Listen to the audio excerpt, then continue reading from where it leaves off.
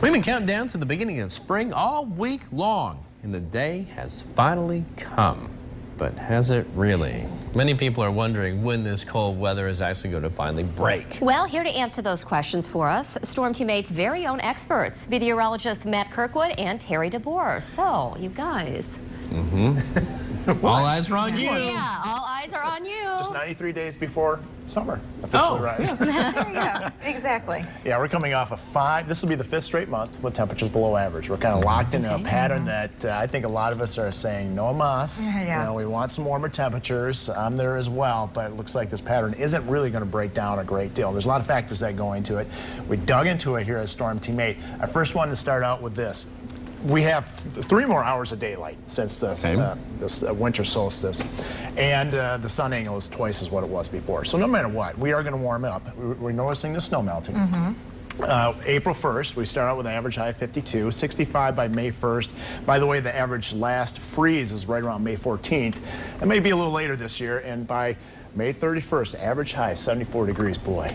Well, That's average. And if you wonder, how do we get Average. these averages? We take 30 years of climate data and add it all together, divide by 30, and so you get an average pool of information. And to give you some perspective here, 2 years ago, we had a high temperature of 83 degrees on March 20th. And so today we're forecasting 39. If you average those two values together, we're closer to 50 degrees. And so we'd be fairly close, you know what I mean? So that's why, and this is a time of the year we get some incredible extremes in highs and lows, and this is definitely a week that illustrates that. 2 years ago, 83 for a high. Last year, high of 26. This year, we may not make 40, but look at this. Does this look familiar, folks? Yes, okay. it does. This is from the Climate Prediction Center. This is their official forecast from the National Weather Service. March, April, May, of course, those are the spring months. Below average temperatures right here across the Great Lakes, North Central Plains.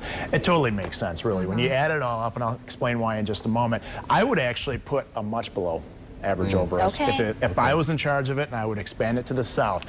In terms of precipitation, it looks like there is going to be a battle zone from the cold hanging on for this very rough winter and the heat expanding north from the Gulf of Mexico. And that zone looks like it's going to set up right around the Ohio River Valley, maybe some flooding. It's a good thing this zone isn't over us. Right, and you know what, if we were a little bit warmer, that zone of stormier weather, that concentration would be lifting to the north as well. So in some ways, having that jet stream so far to the south for the spring season really will keep us protected from a lot of the severe weather and a lot of the flooding issues that will occur for folks just off to our south. So a little bit of a protection there, thanks to the cold. A trade-off, I guess. There you go. It does look like there is going to be more severe weather this spring off to our south. Now let's take a look at why. I mean, it's kind of simple. We're coming off our 11th coldest winter ever here in Grand Rapids. Snow depth, this is today, or actually yesterday, right around spring. And look at all the snow still across the northern tier of the United States, and that snow extends all the way through Canada. That's the source region to any cold front, basically, that goes through.